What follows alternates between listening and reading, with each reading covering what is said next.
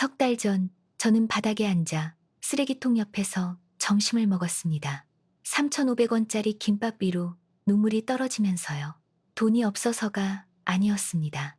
제 슈퍼마켓 직원들이 제 낡은 옷과 구부정한 자세가 안에 앉을 자격이 없다는 의미라고 결정했기 때문이었죠.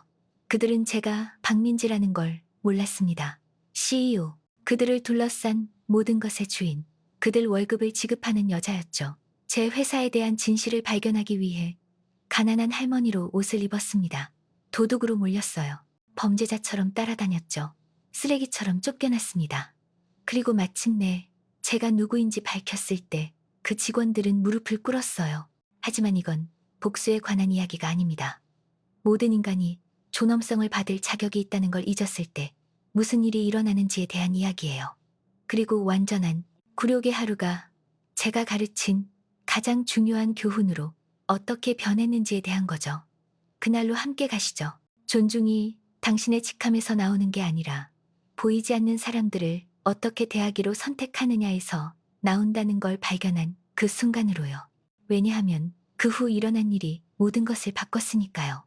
사람들은 옷이 그 사람을 정의한다고 믿습니다. 남루한 옷을 입으면 쓰레기 취급을 받아도 된다고 생각하죠.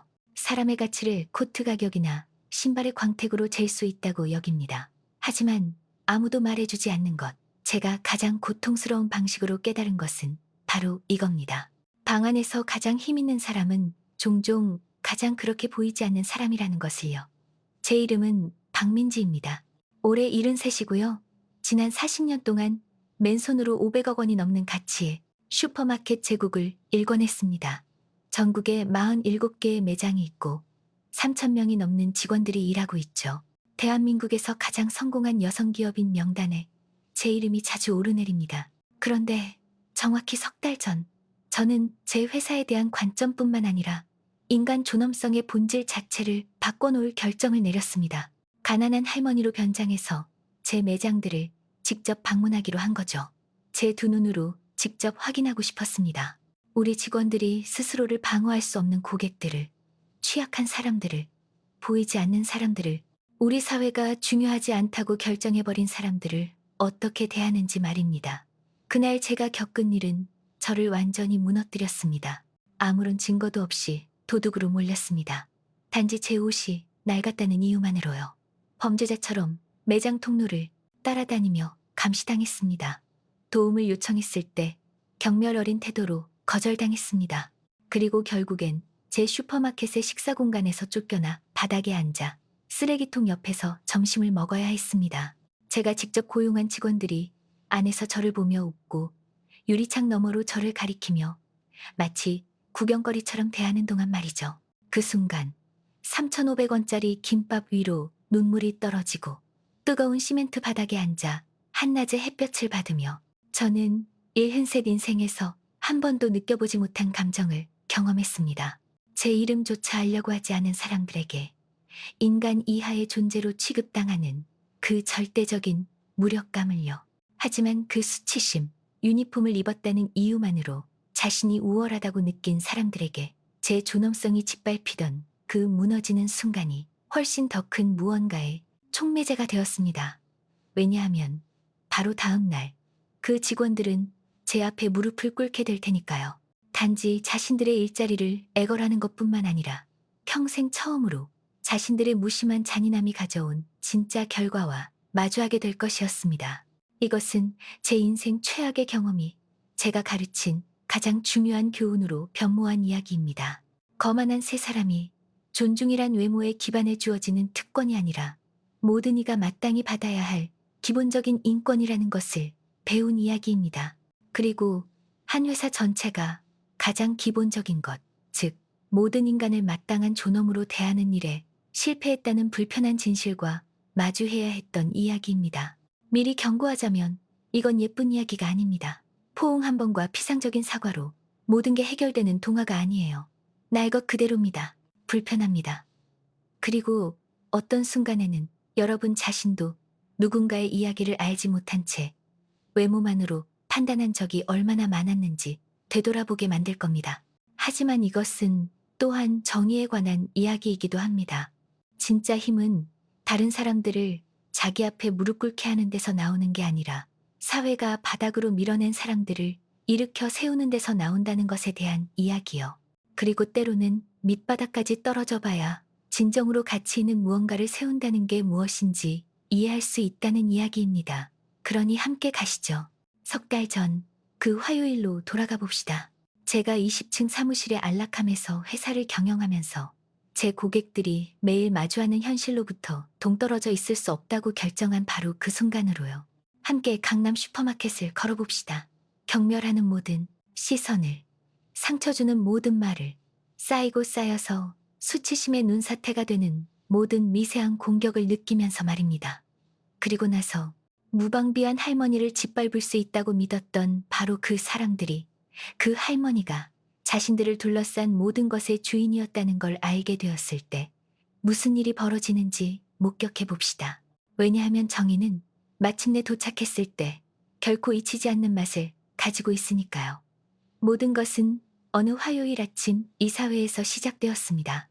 그 쓰레기통 옆날로부터 6주 전이었죠. 분기마다 열리는 그런 일상적인 회의 중 하나였습니다. 숫자를 검토하고 추세를 분석하고 성과를 축하하는 자리였죠. 그런데 그날 화요일 뭔가 맞지 않았습니다. 운영이사인 강 이사가 최근 고객 만족도 설문조사 결과를 발표하고 있었습니다. 매출 수치는 탄탄했고 심지어 인상적이었습니다. 전년 대비 12% 성장했죠. 수익은 역대 최고치를 기록했습니다. 모든 전통적인 지표로 봤을 때 우리는 대성공이었습니다. 하지만 스프레드시트의 한 열이 제 눈길을 끌었고 그것은 다른 모든 것과 모순되는 것처럼 보였습니다. 잠깐만요. 저는 화면의 숫자들을 가리키며 끼어들었습니다.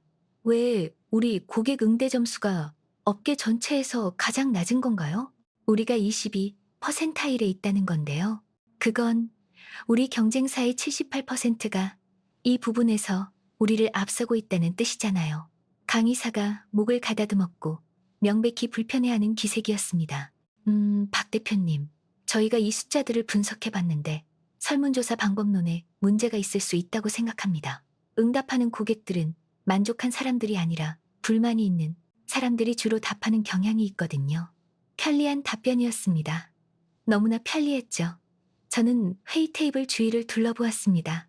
우리 매장들을 감독하는 지역 매니저들의 얼굴을요. 몇몇은 제 시선을 피했습니다. 다른 이들은 강 이사의 설명에 동조하며 너무 빠르게 고개를 끄덕였죠.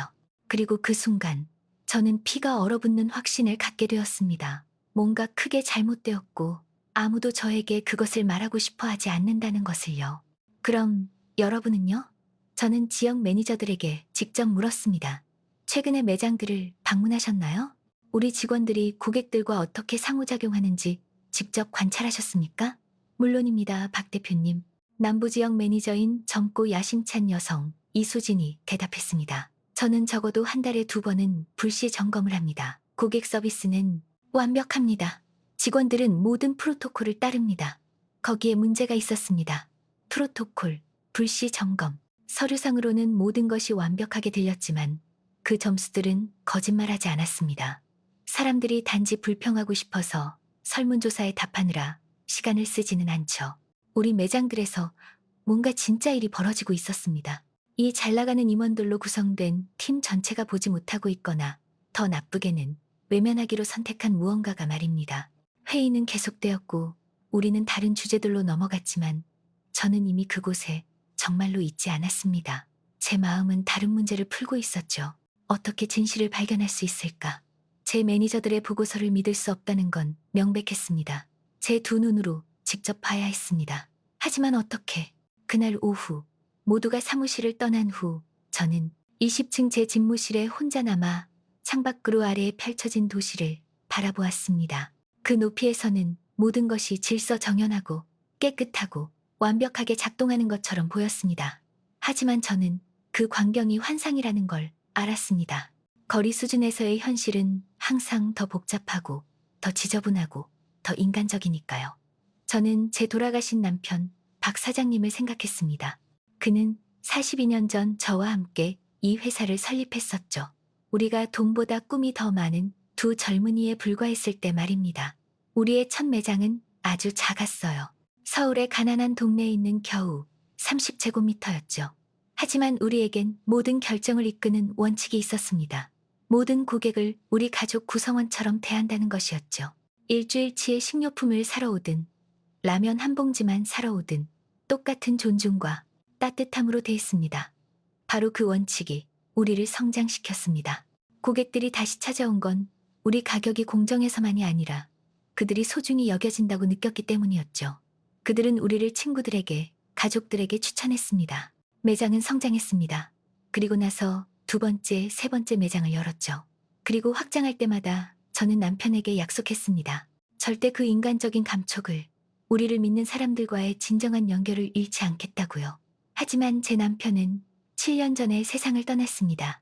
그리고 그 7년 동안 회사는 기하급수적으로 성장했습니다. 아마도 너무 빠르게요. 아마도 확장하고 대형 국제 체인들과 경쟁하고 주주들을 위한 이익을 극대화하려는 경쟁 속에서 우리는 정확히 우리를 특별하게 만들었던 것을 잃어버렸는지도 모릅니다. 문제는 이것이었습니다. 어떻게 그것을 되찾을 것인가. 그리고 더 중요하게는 제가 있으면 모든 것이 바뀌어 버리는데 우리 매장들에서 정말로 무슨 일이 벌어지고 있는지 어떻게 알 수 있을까? 제가 매장에 들어서면 직원들은 최고 경계태세로 돌입합니다. 가짜 미소들이 즉시 나타나죠. 모든 것이 스위스 시계처럼 작동합니다. 하지만 그건 일반 고객의 진짜 경험이 아니었습니다. 그건 기업 연극이었죠. 그러다가 해가 저물면서 도시의 불빛들이 하나둘 켜지는 걸 보면서 아이디어가 떠올랐습니다. 단순했습니다. 무서웠습니다. 하지만 그 단순함 속에 탁월했죠. 만약 제가 CEO 박민지가 아니라면 어떨까? 만약 제가 그냥 아무도 아니라면, 수백만 명 중 그냥 한 명의 할머니라면요. 보이지 않는 사람, 힘도 없고 영향력도 없는 우리 사회가 무시하거나 더 나쁘게는 경멸하는 경향이 있는 그런 유형의 사람이라면요. 그 생각은 저를 겁나게 했습니다. 73의 나이에 저는 수십 년을, 평판을, 이미지를, 세상의 많은 잔인함으로부터 저를 보호해주는 존경의 방패를 쌓아왔습니다. 하지만 그 방패는 또한 다른 이들이 마주하는 현실들에 대해 저를 눈멀게 했죠. 만약 제 회사에서 무엇이 잘못되고 있는지 진정으로 이해하고 싶다면 그 방패를 벗고 날 것 그대로의 진실에 저를 노출시킬 용기가 있어야 했습니다.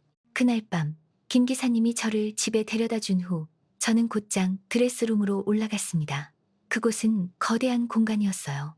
작은 침실 크기였고 디자이너 정장, 우아한 드레스, 캐시미어 코트로 가득 차 있었죠.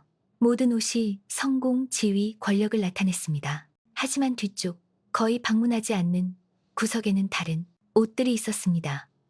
감상적인 이유로 보관해둔 오래된 옷들이었죠. 더 이상 입지 않는데도 버릴 수 없었던 것들이요. 저는 제 남편 것이었던 회색 코트를 꺼냈습니다. 팔꿈치 부분이 닳았고 안감이 여러 곳에서 찢어져 있었죠. 그것을 가슴에 대고 아주 희미하게 남아 그가 좋아하던 향수 냄새가 세월이 지난 후에도 여전히 천에 배어 있는 걸 맡을 수 있었습니다. 제가 하려는 일을 용서해 주세요. 저는 속삭였습니다. 그가 누구에게 말하는 건지 저 자신에게 말하는 건지 확실하지 않았지만요. 저는 일요일 아침에 정원 일을 할 때 입던 얼룩진 면바지 한 벌을 찾았습니다. 더 단순한 삶과 저를 연결해주는 몇 안 되는 활동 중 하나였죠. 밑창에 구멍이 난 오래된 운동화, 낡은 스웨터, 그리고 몇 년 전 판촉 선물로 받은 색, 바랜 청가방을 추가했습니다. 저는 전신 거울 앞에 서서 옷을 갈아입었습니다. 변신은 섬뜩했습니다. 평소에 디자이너 정장 없이, 미용실에서 완벽하게 다듬은 헤어스타일 없이, 은근하지만 명백히 비싼 보석 없이, 수십 년 동안 매일 아침 바르던 화장 없이, 거울 속 여자는 낯선 사람이었습니다. 아니면 저는 소름이 돋으며 생각했습니다. 그건 세월 동안 쌓아온 모든 가면들을 벗은 제 모습이었을지도요. 저는 평범해 보였습니다. 취약했습니다. 평소에는 조심스럽게 감추던 방식으로 늙어 보였죠. 전문 메이크업 아티스트가 매일 아침 부드럽게 만들어주던 주름들이 완전히 드러났습니다. 헐렁한 옷은 제 평소에 꼿꼿한 자세를 숨겼습니다. 저는 어깨를 살짝 구부렸고 삶에 의해 단련된 것이 아니라 굽어진 누군가의 바디랭귀지를 실험했습니다. 거울 속 여자는 제가 매일 서울 거리에서 보는 수천 명의 할머니들과 똑같아 보였습니다. 보이지 않는, 간과되는, 사람들이 실제로 보지도 않고 지나쳐가는 그런 유형의 사람이여. 완벽해. 저는 소리내어 말했고 제 목소리가 그 텅 비고 호화로운 공간에서 이상하게 들렸습니다. 저는 다음 며칠을 준비하며 보냈습니다. 저렴하고 기본적인 휴대폰을 샀습니다. 제한된 자원을 가진 노인이 가질 만한 그런 종류의 것이었죠. 더 천천히 걷는 연습을 했습니다. 마치 무릎이 아픈 것처럼 더 조심스러운 걸음으로요. 다른 할머니들이 공공장소에서 어떻게 상호작용하는지, 어떻게 머리를 살짝 숙이는지, 어떻게 목소리가 더 부드러워지고 더 사과하는 듯해지는지 연구했습니다. 저는 김 기사님 외에는 아무에게도 말하지 않았습니다. 안전을 위해 누군가는 제가 어디 있을지 알아야 했거든요.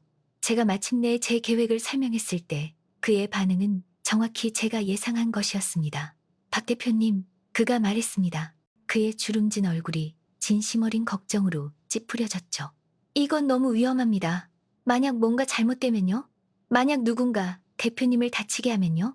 만약 우리가 정말로 어떻게 운영되는지에 대해 눈이 멀어 있었다는 걸 발견하면요? 저는 부드럽게 끼어들었습니다. 만약 제 남편과 함께 세운 이 회사를 구할 수 있는 유일한 방법이 진실을 보기 위해 위험을 감수하는 것뿐이라면요? 김 기사님은 20년 동안 저를 위해 일했습니다. 제가 일단 결정을 내리면 저를 설득할 방법이 없다는 걸 알 만큼 저를 잘 알았죠. 결국 그는 고개를 끄덕였습니다. 패배했지만 충성스럽게요. 어느 매장에 먼저 가실 건가요? 그가 물었습니다. 강남. 저는 망설임 없이 대답했습니다. 우리 플래그십 매장이요. 만약 거기에 우리의 주요 쇼윈도에 문제가 있다면 그럼 그 문제가 시스템적이라는 걸 알게 되는 거죠. 그래서 어느 화요일 아침 그 이사회로부터 정확히 3주 후 저는 제 인생에서 가장 굴욕적이고 계시적인 날을 위해 준비했습니다. 낡은 옷을 입고 낡은 지갑에 5천 원을 동전으로 넣고 청가방에 남편 사진을 넣고 완전히 다른 사람이 되어 저택의 계단을 내려갔습니다. 김 기사님은 거의 저를 알아보지 못했습니다. 그리고 제가 차에 타면서 생각한 건 그게 정확히 핵심이라는 것이었습니다. 김 기사님은 계획대로 슈퍼마켓에서 세 블록 떨어진 곳에 저를 내려주었습니다. 차에서 멀어지면서 저는 백미러를 통해 저를 걱정스럽게 지켜보는 그의 눈길을 느낄 수 있었습니다. 제가 모퉁이를 돌아 그의 시야에서 사라질 때까지요. 갑자기 저는 더 이상 저를 알아보지 못하는 세상에 혼자였습니다. 첫 두 블록은 게시였습니다. 저는 연습했던 대로 천천히 걸었고 발을 약간 질질 끌며 청가방을 어깨에 걸치고 남편의 낡은 코트 주머니에 손을 넣었습니다. 그리고 사람들은 저를 다르게 봤습니다. 아니, 더 정확히는 아예 보지 않았죠. 마치 제가 투명해진 것 같았습니다. 젊은 엄마 한 명이 비싼 유모차를 밀며 인도를 걸어오고 있었습니다. 우리가 마주쳤을 때 그녀는 본능적으로 유모차를 반대쪽으로 움직여서 아기와 저 사이의 거리를 더 벌렸습니다. 극적인 동작은 아니었어요. 그저 작은 조정이었죠. 하지만 메시지는 명확했습니다. 제가 뭔가 보호해야 할 대상을 상징한다는 것이요. 뭔가 더러운 것, 뭔가 위험한 것, 뭔가 덜한 것. 한 비즈니스맨이 휴대폰으로 활기차게 통화하며 자유로운 손으로 제스처를 취하고 있었습니다. 그는 제 쪽으로 똑바로 걸어왔지만 그의 시선은 마치 제가 공기인 것처럼 제 몸을 관통했습니다. 그는 움직이지 않았습니다. 궤도를 조정하지도 않았죠. 비켜야 했던 건 저였습니다. 건물벽에 몸을 붙여서 그가 지나가도록 해야 했죠. 그는 대화조차 멈추지 않았습니다. 눈 하나 깜빡이지 않았어요. 제 슈퍼마켓 건물이 지평선에 나타났을 때쯤 저는 배고픔과는 아무 상관없는 위장의 매듭을 느끼고 있었습니다. 그건 두려움이었습니다. 진짜 본능적인 수십 년 동안 경험하지 못했던 종류의 두려움이었죠. 왜냐하면 제 성인 생활에서 처음으로 저는 힘이 없었으니까요. 보호도 없었습니다. 저를 안전하게 지켜줄 제 지위의 갑옷이 없었죠. 유리 자동문이 익숙한 쉿 하는 소리와 함께 열렸습니다. 저는 그 소리를 수천 번 들었었죠. 기업 방문 때마다 항상 당직 매니저의 서둘러 인사하는 소리, 긴장한 미소들, 그리고 직원들이 차렷 자세를 취하는 것과 함께요. 하지만 지금 그 문턱을 넘으면서 아무도 달려와 저를 맞이하지 않았습니다. 아무도 미소 짓지 않았어요.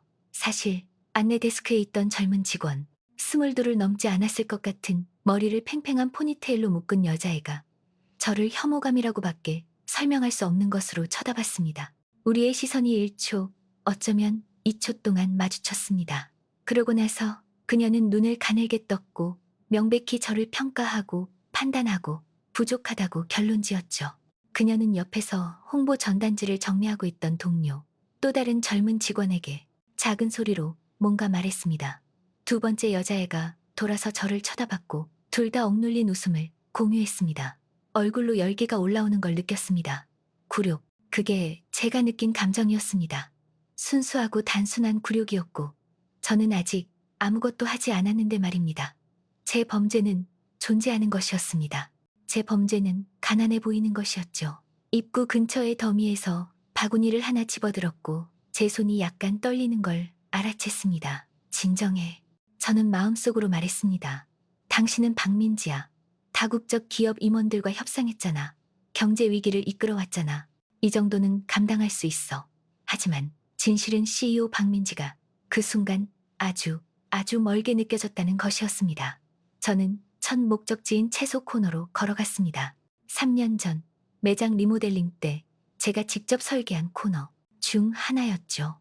제품들이 더 신선하고 먹음직스럽게 보이도록 특수 조명이 설치되어 있었습니다. 효과가 있었어요. 토마토들이 LED 조명 아래서 빛나고 빨갛고 통통하고 완벽했습니다. 하나를 집어들어 손바닥에서 무게를 느끼고 어렸을 때 어머니가 하시던 것처럼 엄지손가락으로 단단함을 평가했습니다. 좋은 토마토였습니다. 비싼 것들 중 하나였죠. 킬로그램당 3,800원. 손에서 돌려보며 제한된 자원을 가진 진짜 할머니라면 이런 사치를 허락할지 아니면 통로 반대편 유통기한 임박세일 코너에 더 싼 토마토를 선택할지 궁금했습니다. 비싼 토마토를 유지하기로 결정했습니다. 바구니에 조심스럽게 넣었죠. 그리고 바로 그때 제 어깨에 손이 느껴졌습니다. 실례합니다. 목소리는 남성이었고 거칠고 조급했습니다. 저는 천천히 돌아섰고 연습했던 구부정한 자세를 유지했습니다. 제 앞에는 30살쯤, 어쩌면 32쯤 되어 보이는 젊은 남자가 있었습니다. 매장의 유니폼을 입고 그의 직책을 밝히는 명찰을 달고 있었죠. 매장, 슈퍼바이저, 이준호. 저는 분기별 직원 회의에서 그 이름을 어렴풋이 기억했습니다. 우리의 젊은 슈퍼바이저 중 한 명이었고 인상적인 매출 수치와 소위 운영 효율성 때문에 빠르게 승진한 사람이었죠. 지금 그를 보면서 팔짱을 끼고 불신의 표정을 짓고 있는 그를 보며 저는 그가 정확히 어떤 종류의 효율성을 구현하고 있는지 궁금했습니다. 코트 안을 보여주시겠습니까? 그가 물었습니다. 진짜 질문이 아니었어요. 예의로 겨우 위장한 명령이었죠. 네? 저는 대답했고 제 목소리가 약간 떨리도록 했습니다. 혼란스럽고 약간 겁먹은 할머니의 톤을 채택했죠. 코트요. 이준호가 반복했습니다. 이번엔 더 크게. 근처의 여러 쇼핑객들이 호기심 어린 시선으로 고개를 돌릴 만큼 크게요. 여세요. 안에 뭐가 있는지 봐야겠습니다. 심장이 너무 세게 뛰어서 그가 들을 수 있을 것 같았습니다. 왜요? 저는 물었고 목소리는 부드럽게 유지했지만 진심 어린 혼란의 뉘앙스를 더했습니다. 당신 같은 사람들한테 문제가 있어서요.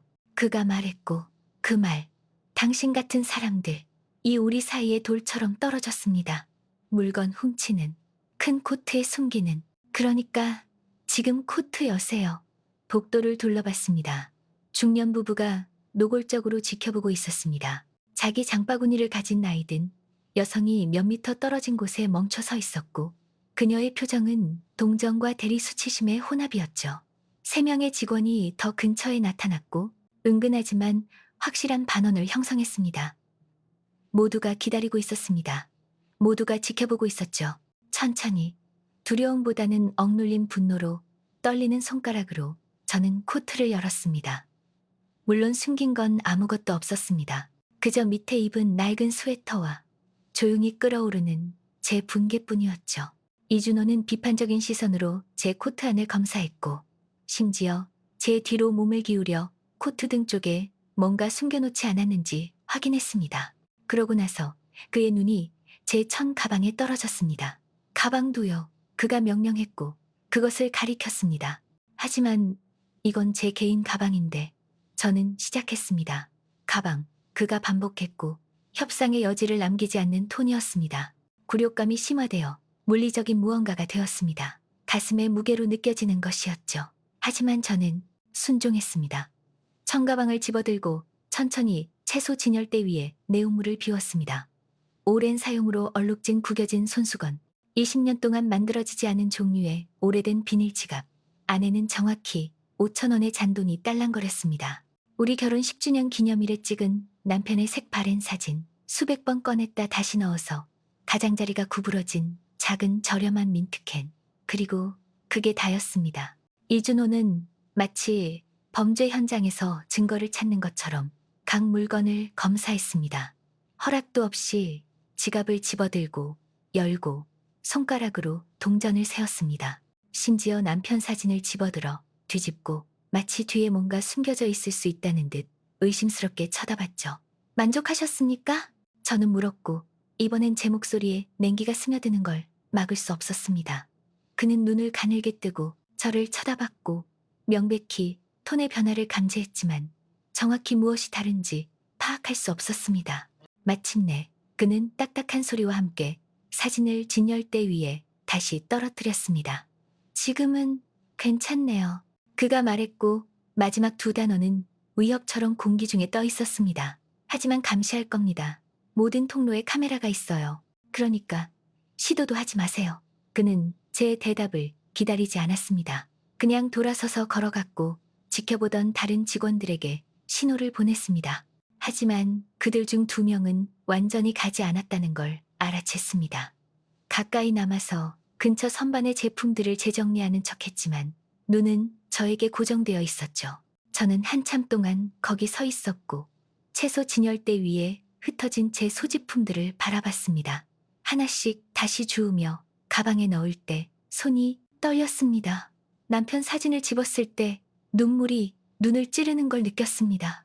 미안해요. 저는 그의 이미지에 속삭였습니다. 저 진열대에 당신을 놔둬서 미안해요. 그 남자가 당신을 존중 없이 만지게 해서 미안해요. 다른 쇼핑객들은 쇼핑으로 돌아갔고 쇼는 끝났습니다. 하지만 그들의 간헐적인 시선, 조용한 평가를 느낄 수 있었습니다.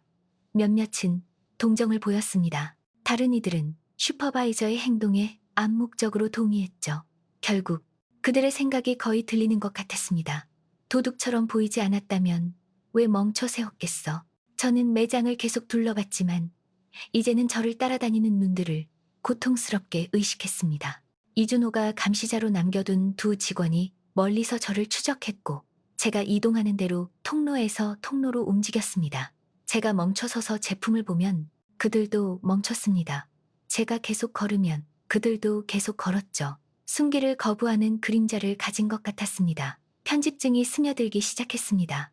모든 움직임을 의심하기 시작했죠.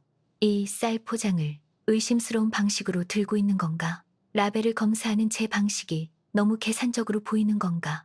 구매하기 전에 제품을 만지는 단순한 행위가 숨기려는 시도로 오해될 수 있을까? 지칠만 했습니다. 굴욕적이었죠. 그리고 저는 수정 같은 명료함으로 깨달았습니다. 이것이 정확히 수십, 어쩌면 수백 명의 우리 고객들이 매일 경험하는 것이라는 걸요. 바구니에 몇 가지 물건을 더 담았습니다. 쌀, 가장 싼 것, 일반 비누, 작은 화장지팩, 제한된 자원을 가진 사람이 살 모든 것들이었고 그 이상은 없었죠. 제 바구니는 빈곤의 경제학에 대한 연구였고 각 품목은 선호보다는 필요에 의해 선택되었습니다.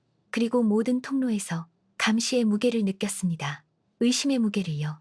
취약해 보인다는 범죄로 판단받고 유죄 판결을 받은 무게를요.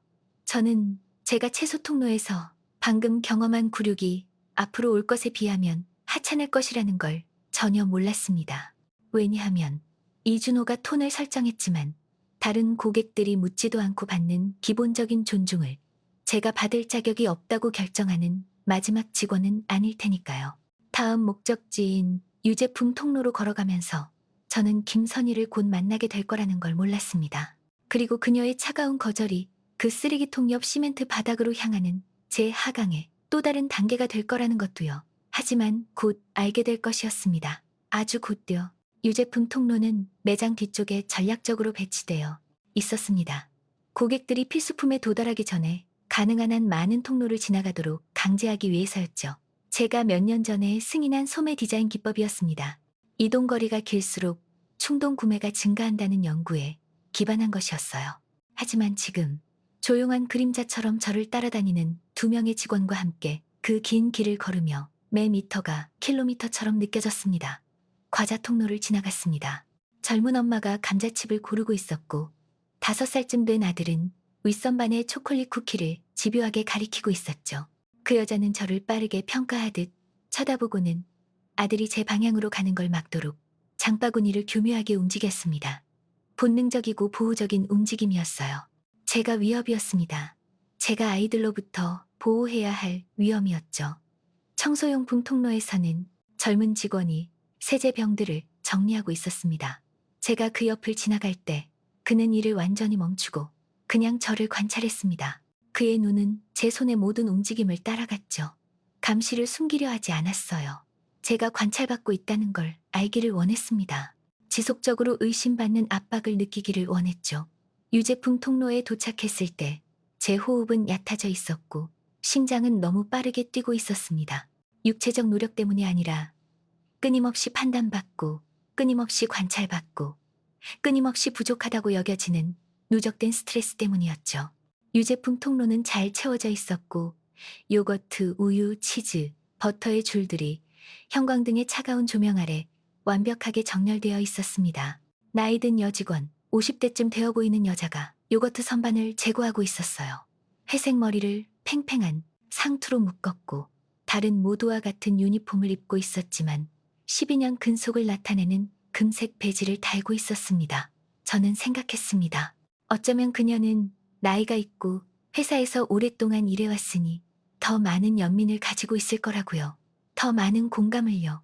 결국 우리는 동년배 아니었나요? 인생의 힘든 타격을 알 만큼 충분히 살아온 두 여자였잖아요. 분명 그녀는 젊은 직원들보다 더 잘 이해할 거라고요. 조심스럽게 다가갔고 지난 몇 시간 동안 완벽하게 만든 겸손한 자세를 취했습니다. 실례합니다. 저는 부드럽게 말했고 선반의 요거트를 가리켰습니다. 이 요거트가 이번 주에 세일인가요? 그녀는 저를 보려고 완전히 돌아서지도 않았습니다. 그냥 어깨 너머로 흘끗 보고 1초도 안 되는 시간에 제 외모를 평가하고는 다시 작업으로 돌아갔죠. 세일 표지판이 안 보이면 세일 아니에요. 그녀는 쌀쌀맞게 대답했고 목소리는 평평하고 어떤 억양도 없었습니다. 그냥 혹시나 해서요. 저는 시작했고 친절하게 들리려고 그냥 기본적인 인간적 대화를 찾으려고 했습니다. 보세요, 아주머니. 그녀가 끼어들었고 이번엔 완전히 돌아섰지만 눈을 마주치지는 않았습니다. 손에 든 요거트 상자에 시선을 고정한 채였죠. 저 바쁘거든요. 요거트 살 돈 없으면 사지 마세요. 그렇게 간단해요. 일을 복잡하게 만들지 마시고요. 그 말들이 물리적 따귀처럼 저를 때렸습니다. 요거트 살 돈 없으면. 암묵적 가정은 명확했습니다. 저는 가난하니까 제 수준 밖의 제품들을 쳐다보지도 말아야 한다는 거였죠. 제 존재는 성가신 것이었고 그녀의 업무에 불필요한 복잡함이었습니다. 그냥 물어본 건데 저는 다시 시도했고 제 목소리는 더욱 부드러워졌고 거의 애원하듯이요. 그리고 제가 대답해드리잖아요. 그녀가 잘라냈고 마침내 눈을 마주쳤는데 제가 그녀의 눈에서 본 것은 저를 얼어붙게 했습니다. 적극적인 적대감이 아니었어요. 더 나쁜 것이었죠. 절대적 무관심이었습니다. 저는 중요하지 않았습니다. 제 질문은 중요하지 않았죠. 제 존재는 단지 가능한 한 빨리 처리해야 할 사소한 불편함일 뿐이었습니다. 김선희, 그녀가 일을 계속하려고 돌아서며 문자 그대로 저에게 등을 돌렸을 때 명찰에서 이름을 읽었습니다. 김선희, 12년 근속, 고객이 충분히 가치 있어 보이지 않는다는 이유로 기본적인 예의조차 받을 자격이 없다고 여기며 그 고객을 쓰레기처럼 대하는 사람이었죠. 그 통로에서 멀어지며 이전에는 없던 가슴의 무게를 느꼈습니다. 이준호의 굴욕은 날카롭고 극적이고 공개적이었어요. 하지만 이건 달랐습니다. 이건 무심한 경멸이었죠. 잔인함으로조차 인식되지 않는 종류의 잔인함이었습니다. 왜냐하면 너무나 정상화되어 있고 열등하다고 여기는 사람들과 상호작용하는 방식에 너무나 통합되어 있어서요. 계속 둘러봤지만 더 이상 진짜로 쇼핑하고 있지 않았습니다. 기록하고 있었죠. 모든 상호작용이 사진 같은 선명함으로 제 기억에 새겨졌습니다. 모든 미세 공격, 모든 경멸의 눈길, 인간 이하로 취급받는 모든 순간이요. 통조림 제품 통로에서 주니어 매니저가 워키토키로 통화하며 제 옆을 지나갔습니다. 네, 아직 여기 있어요. 제가 들은 그의 말이었고 제 이름을 언급하지는 않았지만 본능적으로 저에 대해 말하고 있다는 걸 알았습니다. 감시 계속 중이에요. 지금까지 사건 없음, 감시. 마치 제가 가석방 중인 범죄자처럼 범죄를 저지를 순간을 기다리고 있는 것처럼요. 라면 전시대 앞에 멈춰 섰습니다. 매장에서 가장 싼 제품이었죠. 5개에 2,000원. 생존 음식. 돈이 월말보다 먼저 떨어질 때의 음식이었어요. 하나를 집어들어 손에 가벼운 플라스틱의 무게를 느꼈습니다. 남편과 저는 결혼 첫 해에 이걸로 살았었죠. 모든 원이 중요했을 때 꿈은 컸지만 은행 계좌는 작았을 때요. 도와드릴까요? 제 뒤에서 남성 목소리가 들렸습니다. 돌아서자 젊은 직원이 있었고 25을 넘지 않았을 것 같았어요. 저를 도움이 될 수도 있는 표정으로 쳐다봤지만 목소리의 거만한 톤 때문에 그렇게 해석될 수 없었습니다. 가슴의 명찰에는 최민석 주니어 매니저라고 적혀 있었습니다. 아니요, 괜찮아요. 저는 대답했고 라면 봉지를 들고 있었습니다. 그냥 보고 있어요. 그 라면 인기 많아요. 최민석이 말했지만 그의 톤에는 뭔가가 있었습니다. 친절한 게 아니라 평가적인 뭔가요. 예산이 빠듯할 때 좋죠. 또 그거였습니다. 가정, 외모에 기반한 평가, 낡은 옷과 구부정한 자세로 제 경제적 가치를 즉각 판단하는 것이었죠. 네, 저는 간단히 말했고 상호작용을 연장하고 싶지 않았습니다. 하지만 최민석은 끝나지 않았습니다. 거기 서서 제가 라면 봉지를 바구니에 넣는 걸 지켜봤죠. 그러고 나서 제 바구니 내용물을 하나씩 마치 정신적 재고 조사를 하듯 봤습니다. 싼 쌀, 일반 비누, 화장지, 라면, 가장자리에서 사는 누군가의 장바구니였죠. 매장 멤버십 카드 있으세요? 그가 마침내 물었습니다. 아니요, 저는 대답했습니다. 하나 만드셔야 해요. 그가 눈까지 닿지 않는 미소로 말했습니다. 향후 구매에서 최대 5%까지 절약할 수 있거든요. 표면적으로는 유용한 제안이었습니다. 하지만 함의는 명확했죠. 당신은 가능한 모든 것을 절약해야 해요.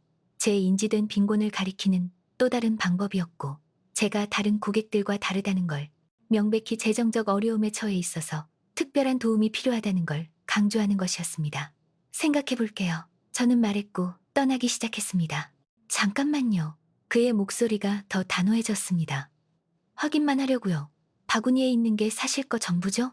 다른 곳에 보관한 건 없으시고요? 그리고 거기 있었습니다. 겨우 가려진 고발.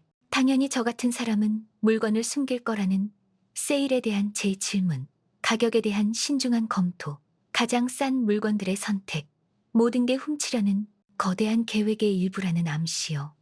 다 바구니에 있어요. 저는 대답했고 제 목소리는 약간 떨렸습니다. 두려움이 아니라 겨우 억제된 분노로요. 완벽해요. 최민석이 말했고 그의 미소가 넓어졌습니다.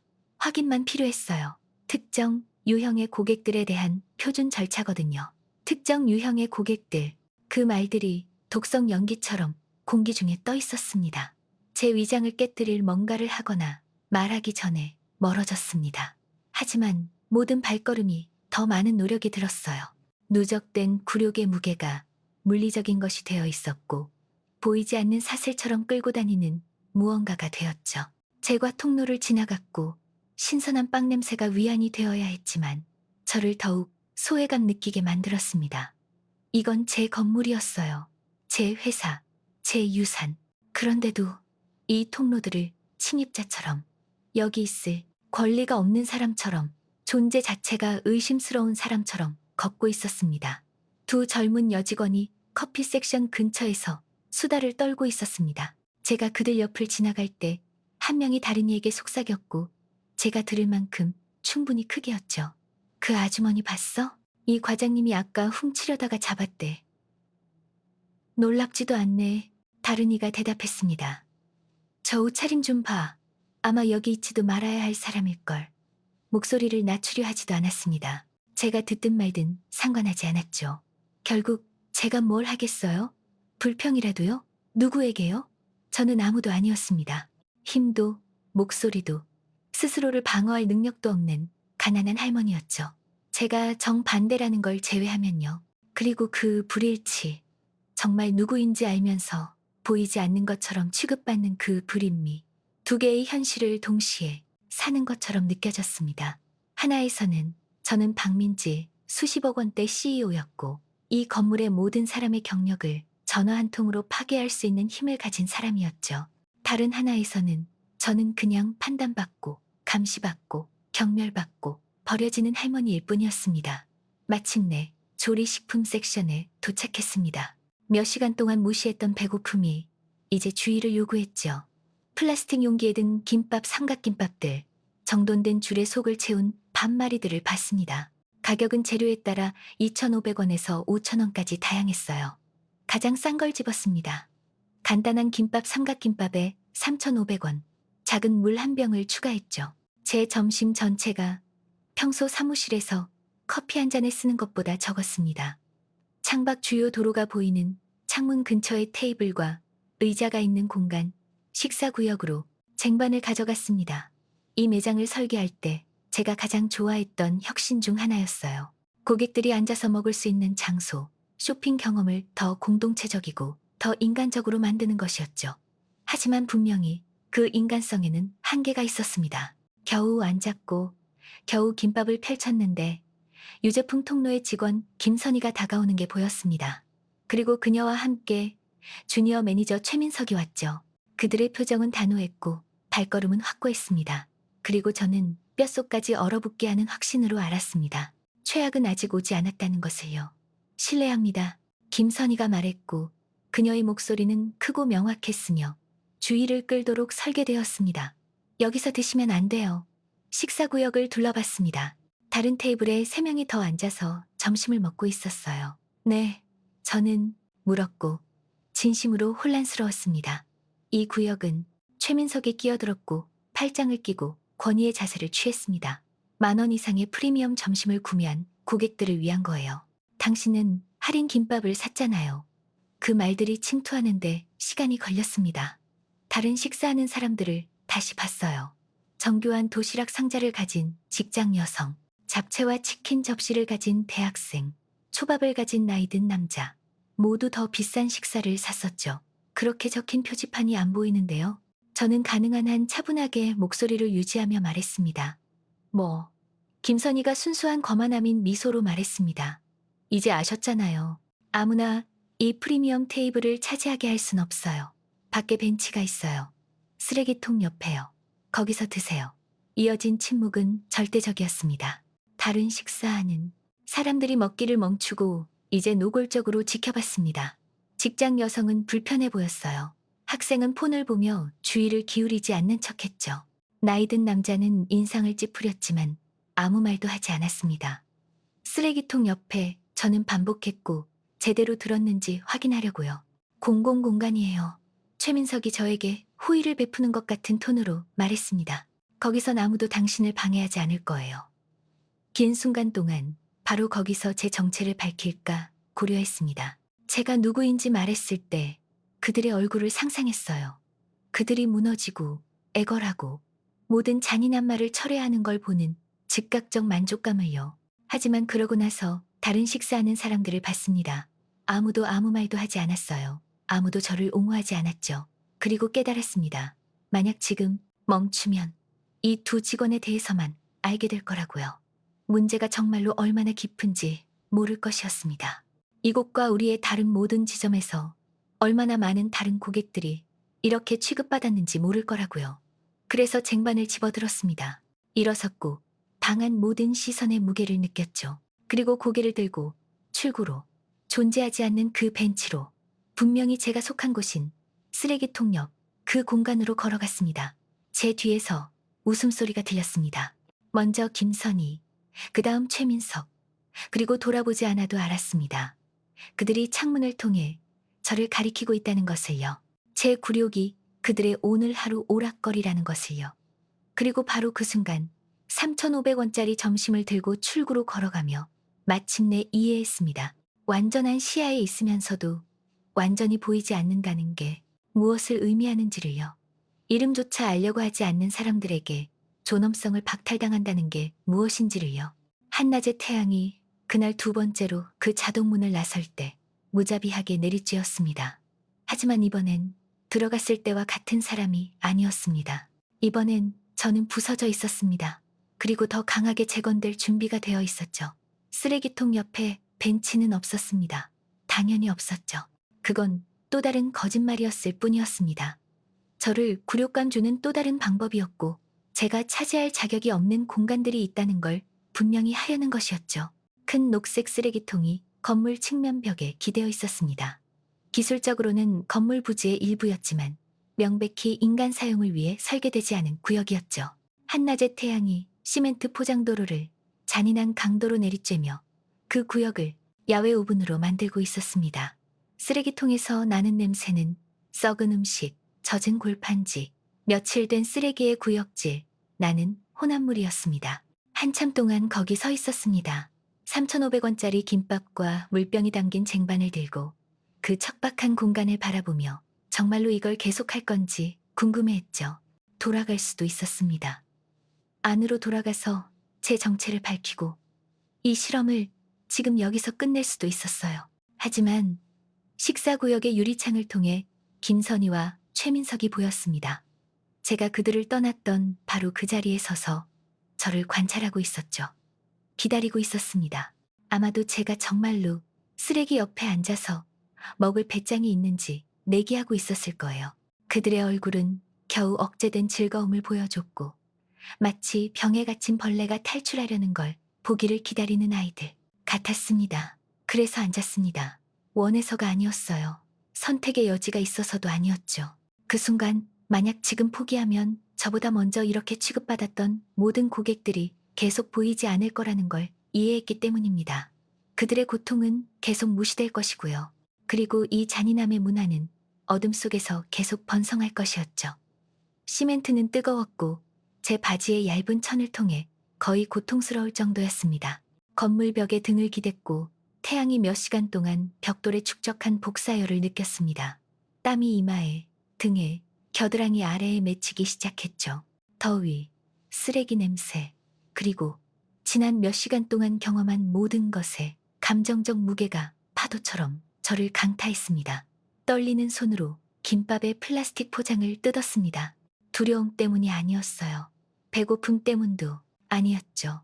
분노, 슬픔, 그리고 이름 붙일 수 없는 복잡한 감정들의 혼합 때문이었습니다. 밥과 김의 삼각김밥을 한 입 베어 물었고 맛은 괜찮았습니다. 재료는 신선했고 준비는 적절했죠. 기술적으로는 좋은 김밥이었어요. 하지만 정말로 맛볼 수 없었습니다. 모든 한 입이 돌을 삼키는 것처럼 느껴졌어요. 음식 때문이 아니라 제가 먹도록 강요받는 맥락 때문이었죠. 앉아있던 곳에서 큰 창문을 통해 식사구역을 직접 볼 수 있었습니다. 김선희는 자리로 돌아갔지만 최민석은 여전히 거기 있었고 나타난 다른 젊은 직원과 이야기하고 있었죠.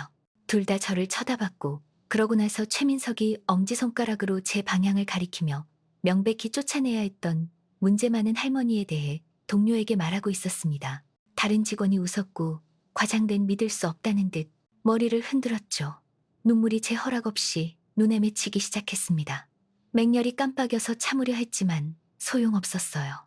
뜨거운 눈물이 볼을 타고 흘러내렸고 그 다음 또 하나가요. 닿지 않았습니다. 그냥 손에 든 김밥 위로 떨어지게 했죠. 작은 짠 방울들이 밥과 섞였습니다. 73살.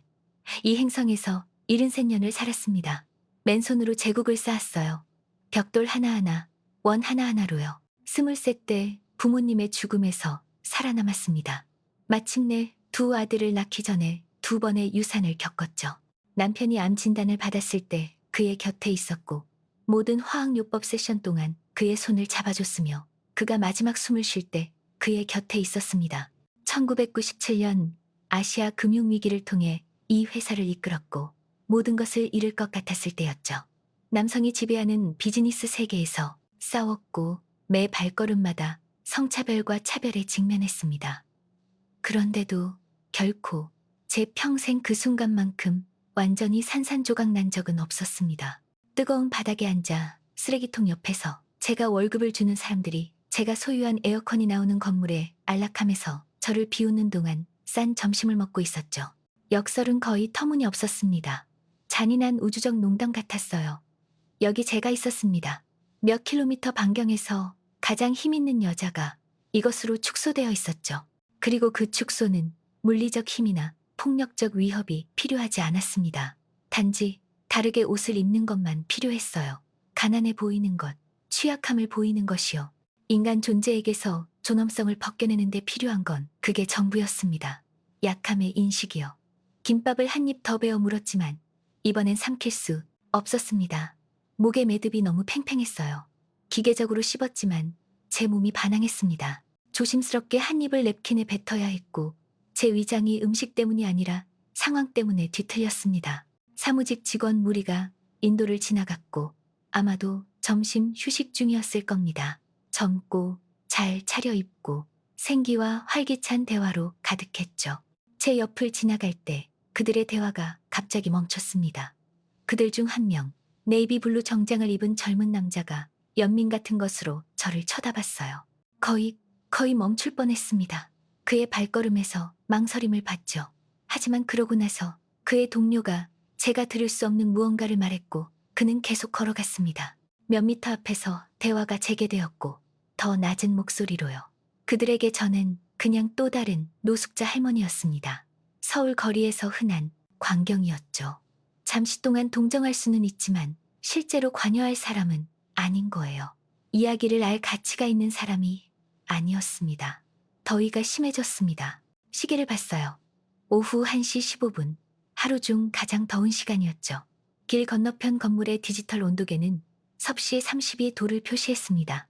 여기 포장도로에서 열을 흡수하고 반사하는 콘크리트에 둘러싸여 아마도 35도 이상이었을 거예요. 더 많은 물을 마셔야 했지만 병을 열고 한 모금 마셨을 때 액체는 미지근했고 거의 불쾌했습니다. 그래도 여러 모금을 억지로 삼켰고 제 나이의 탈수는 가볍게 여길 일이 아니라는 걸 의식했죠. 또 다른 눈물이 떨어졌습니다. 그 다음 또요.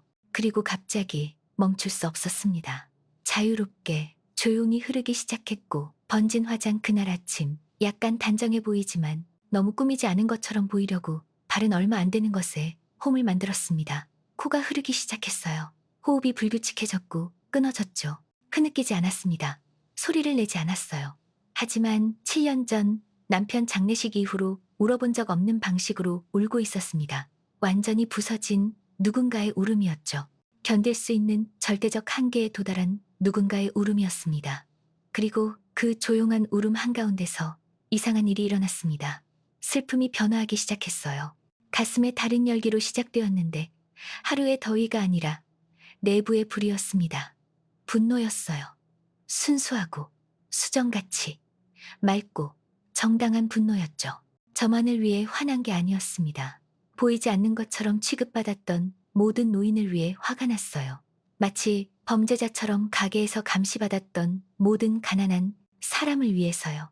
아픈 남편을 위한 약을 사느라 마지막 저축을 쓰고 동전을 세고 있던 모든 싱글맘을 위해 그녀의 투쟁에 대해 아무것도 모르는 계산원들에게 판단받으며요.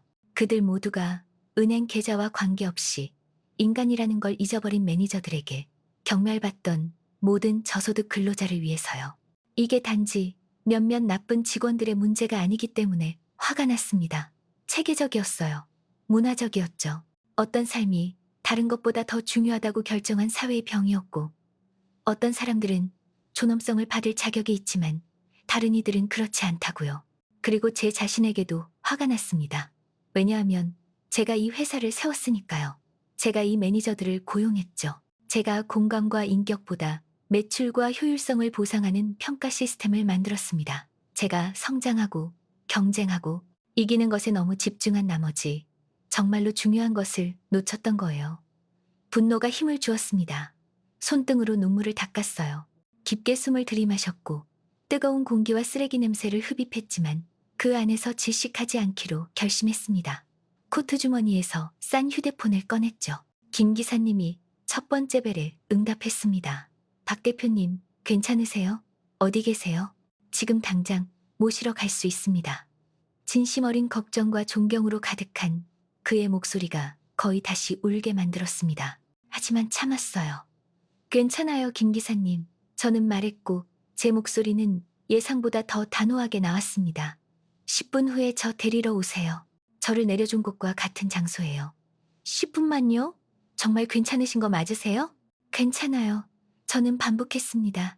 하지만 저를 위해 뭔가 해주셔야 해요. 지금 당장 정훈이에게 전화하세요. 내일 아침 일찍 긴급 회의를 소집하라고 전하세요. 인사, 법무, 모든 지역 매니저들, 그리고 운영 책임자들을 오전 8시에 본사 회의실에 있게 하고 싶어요. 변명은 받지 않습니다. 결석도 받지 않아요. 모두 거기 있어야 합니다. 침묵이 있었습니다. 무슨 일이 있었는지 여쭤봐도 될까요? 진실을 발견했어요. 저는 간단히 말했습니다. 그리고 내일 다른 모든 사람들도 그것을 알게 될 겁니다. 전화를 끊은 후 몇 분 더 거기 앉아 있었습니다. 일어날 수 없어서가 아니라 이 순간이 필요했기 때문이었죠. 경험한 것의 무게를 완전히 느낄 필요가 있었고 모든 세부 사항을 제 기억에 새겨야 했습니다. 이 경험이 제가 곧 시행할 변화들을 추진할 연료가 될 것이기 때문이었어요. 마지막으로 식사구역 창문을 봤습니다. 최민석은 더 이상 거기 없었고 아마도 업무로 돌아갔을 거예요. 하지만 김선희는 여전히 보였고 근처 테이블에서 뭔가를 정리하고 있었죠. 그들 중 누구도 무엇이 올지 몰랐습니다. 천천히 일어섰고 무릎이 항의하는 걸 느꼈습니다. 부분적으로 연기, 부분적으로 잃은 색, 살의 현실. 쟁반을 집어들고 미지근한 물에 마지막 모금을 마셨고 쓰레기통으로 걸어갔습니다. 빈 김밥 포장, 플라스틱 병, 삼킬 수 없었던 한 입이 담긴 냅킨을 버렸어요. 그러면서 쓰레기통 옆 벽에 있는 작은 플라크를 알아챘습니다. 아마도 몇 년 동안 거기 있었지만 제 기업 방문 때는 한 번도 보지 못했던 것이었죠. 유지보수와 청소에 대한 경고 표지판이었고 표준적이고 관료적이었습니다. 하지만 바로 아래 누군가가 유성 마커로 작지만 읽을 수 있는 글자로 써놓았습니다. 우리 모두 더 나은 대접을 받을 자격이 있다. 누가 그걸 썼는지 모릅니다. 좌절한 직원일 수도요. 화난 고객.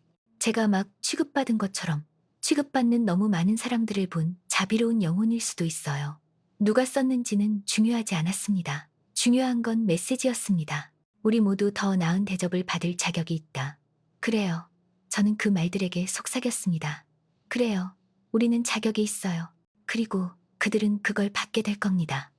김 기사님이 기다리고 있을 모퉁이로 걸어갔고 이제는 등을 곧게 펴고 이전의 구부정한 자세는 없었습니다. 더 이상 연기할 필요가 없었어요. 이미 봐야 할 모든 걸 봤습니다. 이미 알아야 할 모든 걸 알았죠. 실험은 끝났습니다. 하지만 진짜 일은 이제 막 시작이었습니다. 김 기사님의 차가 정확히 10분 후에 나타났고 조용히 미끄러지듯 인도 옆에 멈춰 섰습니다. 서둘러 차로 향했고 뒷문이 제 뒤에서 닫힐 때까지 구부정한 자세를 유지했습니다. 그때야 비로소 시원한 가죽 시트에 무너지도록 허락했죠. 병원으로 가실까요, 박 대표님? 김 기사님이 백미러로 저를 보며 걱정으로 긴장된 목소리로 물었습니다. 아니요. 저는 단호하게 말했습니다. 집으로요. 샤워하고 옷 갈아입고 내일 준비해야 해요. 돌아가는 길은 조용했습니다. 저는 창밖을 바라봤고 도시가 지나가는 걸 봤지만 실제로는 아무것도 보지 못했어요. 제 마음은 이미 일하고 있었고 다가올 일의 모든 세부 사항을 계획하고 있었죠. 제가 할 말들, 보여줄 보안 비디오들, 내릴 결정들. 이건 단지 3명의 직원을 처벌하는 것에 관한 게 아니었습니다. 이건 전체 문화를 변혁하는 것에 관한 것이었어요. 집에 도착했을 때 김 기사님이 문을 열어줬지만 손잡이를 놓지 않았습니다. 박 대표님, 그가 낮은 목소리로 말했습니다. 20년 동안 대표님을 위해 일하면서 이런 모습은 처음 봅니다. 어떤 모습이요? 제가 물었습니다. 위험한, 그가 대답했습니다. 그리고 그의 목소리에는 존경이 있었어요. 미소 지었습니다. 유머도 없고 따뜻함도 없는 미소였죠. 좋아요.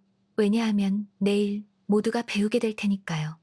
각자가 존엄성을 받을 자격이 있다는 걸 잊었을 때 결과가 있다는 것을요. 그날 밤 잠을 자지 않았습니다.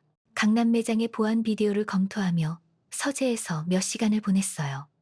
우리 시스템은 90일 동안 모든 것을 저장했습니다.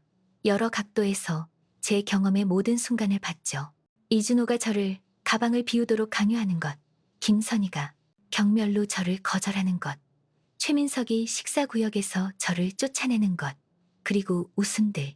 제가 쓰레기 옆에서 먹는 동안에 그 빌어먹을 웃음들요. 하지만 시간을 더 거슬러 올라가 찾아봤습니다. 그리고 다른 사건들을 발견했어요. 저처럼 통로를 따라다니는 나이든 남자, 얼룩진 옷을 입은 젊은 여자가 만진 제품에 대해 공격적으로 질문받는 것, 계산원에게 경멸로 대우받는 건설 노동자, 고립된 사례들이 아니었습니다. 패턴이었어요. 새벽 3시에 기술 이사에게 전화했습니다.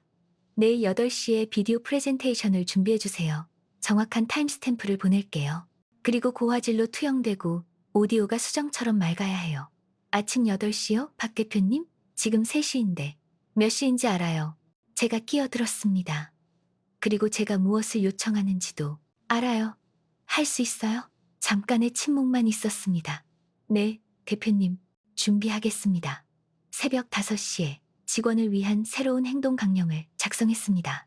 고객 존엄성, 비차별, 그리고 위반에 대한 구체적인 결과에 대한 명확한 정책 12페이지였죠. 모든 단어가 신중하게 선택되었고 모든 정책이 제가 발견한 격차를 메우도록 설계되었습니다. 6시에 샤워하고 옷을 입었습니다. 평소의 비즈니스 정장이 아니었어요. 오늘은 가장 중요한 행사에만 입는 가장 격식 있는 회색 진주빛 샤넬을 입었습니다. 제 머리는 완벽하게 스타일링 되었어요. 화장은 정밀하게 바르고 목에 진주, 제 외모의 모든 요소가 절대적 권력을 전달하도록 설계되었죠. 7시 반에 김 기사님이 저를 사무실로 데려갔습니다. 건물은 조용했고 몇몇 아침 일찍 온 직원들만 하루를 인리만 준비하고 있었어요. 본사 회의실로 곧장 걸어가서 모든 세부 사항을 확인했습니다. 프로젝션 스크린, 음향 시스템, 각 좌석에 인쇄된 문서들, 모든 것이 완벽해야 했어요. 7시 55분에 그들이 도착하기 시작했습니다. 막판 소집에 긴장하고 혼란스러워하는 지역 매니저들, 서류 가방을 든 인사이사. 아마 매출 수치에 대한 회의일 거라 가정하고 준비하느라 잠을 못 잤을 것 같은 지쳐 보이는 운영 책임자. 그리고 마침내 회사 차로 데려온 이준호, 김선희, 최민석. 테이블 맨 끝에 제 위치에서 그들의 얼굴을 관찰했습니다.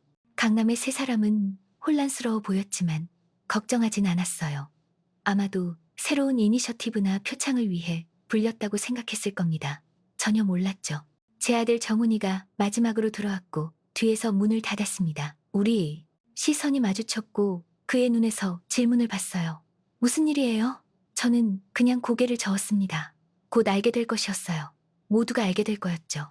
정확히 8시에 일어섰습니다. 대화의 웅성거림이 즉시 멈췄어요. 좋은 아침입니다. 저는 말했고 제 목소리는 조용했지만 방의 모든 구석을 채웠습니다. 이렇게 급하게 와주셔서 감사합니다. 오늘 아침 여러분과 공유할 내용은 우리가 회사로서 운영하는 방식을 근본적으로 바꿀 것입니다. 하지만 먼저 누군가를 알아주셨으면 합니다. 프로젝터를 켰습니다. 화면에 어제의 제 얼굴이 나타났고 남루한 옷을 입고 쓰레기통 옆에 앉아 있었으며 뺨에 눈물이 보였습니다. 침묵은 절대적이었습니다. 벽의 시계 뚝딱거리는 소리를 들을 수 있었어요. 프로젝터의 윙윙거림, 이해하는 누군가의 가쁜 숨소리. 이준호가 창백해졌습니다. 김선희는 손으로 입을 가렸어요.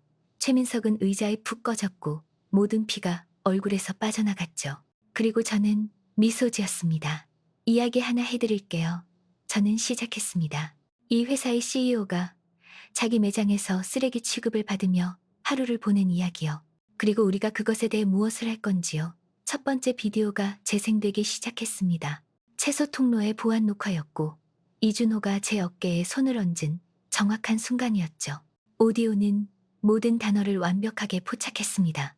코트 안을 보여주시겠습니까? 당신 같은 사람들한테 문제가 있어서요. 비디오가 중단 없이 돌아가도록 했습니다. 방 안에 누구도 움직이지 않았어요. 아무도 말하지 않았죠. 그냥 화면 속 이준호가 저를 채소 진열대 위에 가방을 비우도록 강요하고 각 물건을 마치 범죄 증거처럼 검사하는 걸 지켜봤습니다. 남편 사진이 존중 없이 다뤄지는 것, 제 손수건이 흔들리는 것, 제 5,000원 동전이 세어지는 것, 클립이 끝났을 때 침묵은 너무나 짙어서 칼로 자를 수 있을 것 같았습니다. 이 과장님, 저는 부드럽게 말했고 그를 직접 보기 위해 돌아섰습니다. 제가 훔치고 있다는 의심을 무엇에 근거했는지 말씀해 주시겠어요? 그는 대답하지 않았습니다.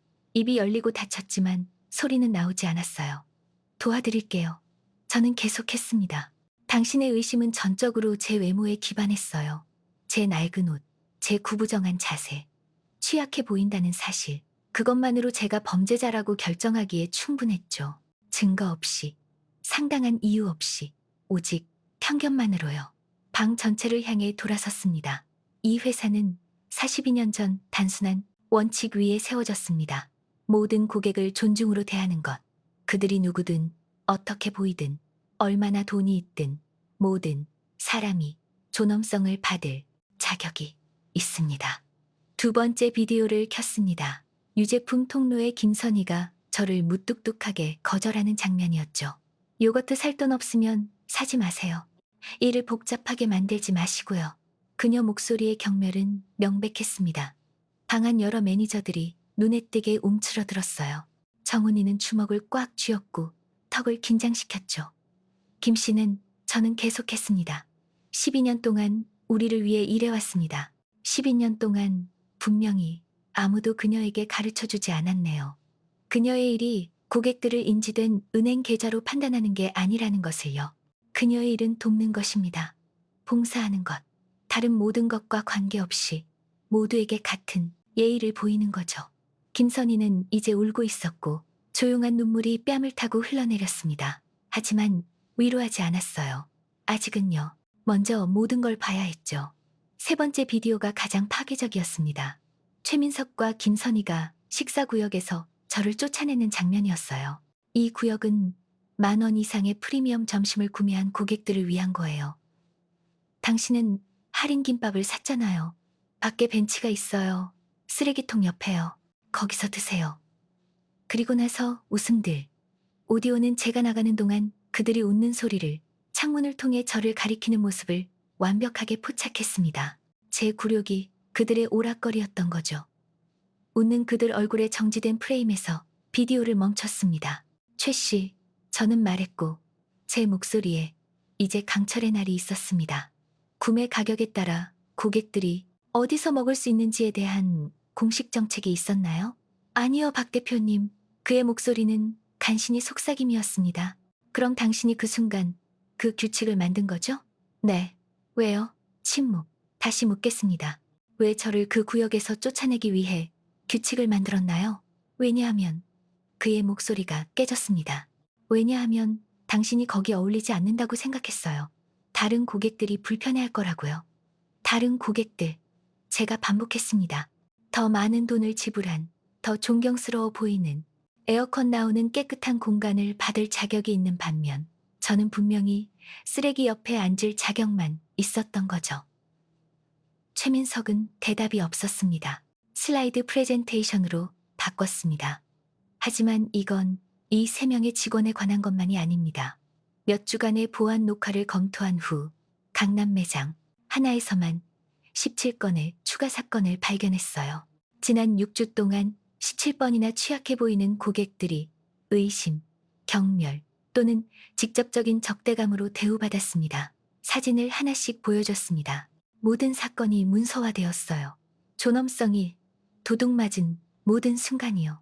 그리고 이건 저는 계속했고 제 목소리가 이제 높아지며 18시간 동안 억눌렀던 모든 분노로 가득 차며 단 하나의 매장일 뿐입니다. 우리는 47개의 매장이 있어요. 이게 우리의 플래그십 지점, 강남에서 최고의 서비스를 제공해야 하는 곳에서 일어나고 있다면 다른 곳에서는 무슨 일이 벌어지고 있을까요? 지역 매니저들을 봤습니다. 누구 할 말 있으신가요? 아무도 말하지 않았습니다. 하지만 많은 얼굴에서 죄책감을 봤어요. 그들은 알았습니다. 구체적인 세부 사항은 아니더라도 문제가 있다는 걸 알았죠. 그리고 매출이 좋았고 이익 마진이 건강했고 다른 곳을 보는 게 더 쉬웠기 때문에 무시했던 거예요. 이제 무슨 일이 일어날지 말씀드리죠. 저는 말했고 준비한 문서들을 집어들었습니다. 첫째, 이 과장님, 김 씨, 최 씨는 즉시 해고됩니다. 오늘 소지품을 챙기고 우리 부동산 어디에도 들어오는 것이 금지됩니다. 3명이 동시에 항의하기 시작했지만 저는 손을 들었습니다. 아직 안 끝났어요. 둘째, 이 회사의 모든 매니저와 슈퍼바이저는 3주간의 집중 재인증 프로그램을 거칠 것입니다. 고객 서비스뿐만 아니라 공감, 암묵적 편견, 그리고 윤리를 다룰 거예요. 통과하지 못하는 이들은 강등되거나 해고될 것입니다. 방의 웅성거림이 심해졌습니다. 셋째, 영구적인 미스터리 쇼퍼 프로그램을 구현할 것입니다. 전문 평가자들이 신분을 밝히지 않고 우리 매장들을 방문할 거예요. 그리고 저는 개인적으로 적어도 분기에 한 번은 이런 방문을 할 것입니다. 그러니 모든 고객을 외모와 관계없이 제가 될 수 있는 것처럼 대우하시길 제안합니다. 잠시 멈춰서 그것이 자리 잡도록 했습니다. 넷째, 직원 행동 강령을 완전히 재작성하고 있습니다. 사본이 여러분 좌석에 있어요. 읽으세요. 공부하세요. 구현하세요. 어떤 위반이든 즉각적인 징계 조치로 이어질 것입니다. 그리고 다섯째, 제 목소리가 약간 부드러워졌지만 힘을 잃지는 않았습니다. 새로운 직책을 만들 것입니다. 고객 존엄성, 책임자요. 이 사람은 저에게 직접 보고할 것이고 차별이나 무례함에 대한 모든 불만을 조사할 권한을 가질 거예요. 그리고 그들의 권고사항은 구속력이 있을 것입니다. 정훈이가 마침내 말했습니다. 엄마, 박 대표님, 이건 수백만 원이 들 거예요. 재인증 프로그램만. 상관없어요. 제가 끼어들었습니다. 40년 동안 이 브랜드를 구축하는데 얼마나 들었는지 알아요? 우리 평판의 가치가 얼마인지요. 그걸 잃으면 모든 걸 잃는 거예요. 이 변화들은 협상 불가능합니다. 다시 이준호, 김선희, 최민석을 향해 돌아섰습니다. 할 말 있으세요? 김선희가 먼저 말했고 목소리가 떨렸습니다. 박 대표님, 저는 대학에 다니는 2 아들이 있어요. 이 일 없이는 등록금을 낼 수 없어요. 생각했어야죠. 저는 차갑게 대답했습니다. 저를 쓰레기 취급하기 전에요. 이준호가 다음으로 시도했습니다. 대표님이 누구신지 몰랐어요. 알았더라면, 정확히요. 제가 잘났습니다. 제가 누구인지 알았더라면 저를 다르게 대했을 거예요. 그게 정확히 문제입니다, 이 과장님. 존중은 누군가의 권력이나 돈에 기반해 주어지는 게 아니에요. 기본적인 인권이죠. 최민석은 조용히 있었고 머리를 숙인 채 패배했었습니다. 하지만 저는 계속했고 그들의 머리가 희망으로 들리는 걸 봤습니다. 뭔가 할 거예요. 당신들이 자격이 있어서가 아니라 당신들 가족은 당신들 실수에 책임이 없으니까요. 그날 아침 준비한 3개의 봉투를 꺼냈습니다. 각자 6개월치 퇴직금, 법이 요구하는 것의 2배예요. 그리고 이 사건을 언급하지 않고 기술적 능력을 설명하는 추천서요. 3명이 놀라움으로 저를 쳐다봤고 이 예상치 못한 자비를 처리할 수 없었습니다. 하지만 그리고 제 목소리가 다시 굳어졌습니다. 뭔가 이해하셨으면 해요. 인생에서 만나는 모든 사람은 당신들이 모르는 싸움을 하고 있어요. 남루한 옷을 입은 할머니는 CEO일 수도 있어요. 아니면 마지막 저축을 약값에 쓴 할머니일 수도 있죠. 중요하지 않아요. 중요한 건 그들의 인간성을 보기로 선택하는 거예요. 문으로 이동했고 그들에 대한 회의가 끝났다는 신호였습니다. 책상 정리할 시간 1시간 드릴게요. 보안이 밖으로 안내할 겁니다. 그리고 이 6개월을 어떤 사람이 되고 싶은지 깊이 성찰하는 데 쓰시길 제안합니다. 그들이 고개를 숙이고 굴욕감을 느끼며 나갔을 때 남은 매니저들을 향해 돌아섰습니다. 이제 저는 말했고 제 에너지는 여전히 최고조였습니다. 이것이 절대로 다시 일어나지 않도록 어떻게 보장할지 이야기해 봅시다. 회의는 3시간 더 계속되었습니다. 각 지역 매니저는 자기 구역에 대한 행동 계획을 제시해야 했어요. 일부는 세부적이고 사려 깊었습니다. 다른 이들은 명백히 급하게 즉흥으로 만든 것이었죠. 그 후자들에게 48시간 안에 더 나은 것을 가지고 돌아오지 않으면 해고된 새 직원과 같은 결과에 직면하게 될 거라고 분명히 했습니다. 오전 중반에 휴식을 요청했습니다. 숨 쉴 순간이, 방금 일어난 모든 것을 처리할 순간이 필요했어요. 사무실 발코니로 나가 아래 도시를 내려다봤습니다. 여기 위에서는 모든 것이 질서정연하고 관리 가능해 보였어요. 하지만 이제 진실을 알았습니다. 거리 수준에서 존재할 수 있는 혼돈과 잔인함을 알았죠. 정훈이가 발코니에 합류했습니다. 이런 모습 처음 봐요. 그가 부드럽게 말했습니다. 어떤 모습이요? 그렇게 무자비하면서도 동시에 그렇게 공정한, 돌아서서 그를 봤습니다. 아버지가 자랑스러워하셨기를 바라요. 자랑스러운 것 이상이에요. 그가 대답했습니다. 놀라워하셨을 거예요. 엄마, 어제 하신 일은, 그런 용기를 가진 리더는 거의 없어요. 용기가 아니었어요. 저는 정정했습니다. 필요였죠. 우리가 무엇을 만들고 있는지의 현실과 접촉을 잃었었어요. 숫자가 좋은 한 모든 게 괜찮다고 스스로를 설득했죠. 하지만 숫자는 전체 이야기를 말해주지 않아요. 그럼 다음은요? 다음은 진짜 일이에요. 저는 말했습니다. 회의는 쉬워요. 연설도 쉽고요. 사람들 해고하는 것도 상대적으로 쉽죠. 어려운 건 전체 문화를 바꾸는 거예요. 그건 시간이 걸려요. 지속적인 경계가 필요하고요. 그리고 계속 불편해지고, 계속 질문하고, 계속 도전할 의지가 있어야 한다는 뜻이죠. 안으로 돌아가서 기업 커뮤니케이션 팀을 소집했습니다. 보도자료를 준비해 주세요. 제가 말했습니다. 이 상황 전체를 공개할 거예요. 커뮤니케이션 이사가 커피에 거의 목이 메었습니다. 네? 세상에 제가 발견한 것, 우리가 그것에 대해 한 일, 그리고 우리가 구현하고 있는 변화들을 말할 거예요. 완전한 투명성이요. 하지만 박 대표님, 그건 우리 브랜드를 해칠 수 있어요. 부정적인 홍보가. 브랜드를 더 해치는 게 뭔지 알아요? 제가 끼어들었습니다. 은폐요. 비밀. 고객을 소중히 여긴다고 말하면서 쓰레기처럼 대우하는 위선이죠. 우리 실패에 대해 정직하고 해결책에 대해 투명하면 그건 신뢰를 쌓아요. 그리고 신뢰는 어떤 광고 캠페인보다 가치 있어요. 함께 보도 자료를 작성했습니다. 잔인할 정도로 정직했어요. 우리 실패를 인정했습니다. 우리가 하고 있는 구체적인 변화들을 명시했죠. 그리고 잘못 대우받은 모든 고객에게 CEO인 저의 공개 사과를 포함했습니다. 내일 아침에 발표하세요. 저는 명령했습니다. 그리고 언론 전화에 대비하세요. 인터뷰할 거예요. 이 이야기를 할 거예요.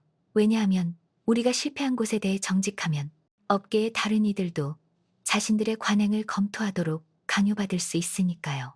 그날 오후 각 지역 매니저와 1대1 회의를 했습니다. 일부는 진심으로 감동받았고 변화에 전념했어요. 다른 이들은 명백히 분개했고 제가 만든 드라마와 복잡함에 짜증났죠. 그들에게 단순하고 직접적으로 말했습니다.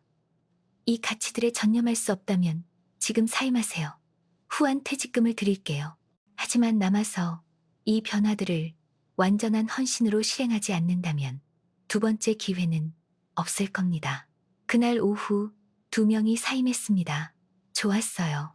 우리 비전을 공유하지 않는 직원들을 잃는 게 그들을 유지하고 문화를 오염시키도록 허락하는 것보다 나았죠. 하루가 끝날 무렵 지쳐 있었지만 만족스러웠습니다. 일은 이제 막 시작이었지만 기초는 놓였어요. 선은 그어졌습니다. 기대치는 명확했죠. 하지만 해야 할 일이 하나 더 있었습니다.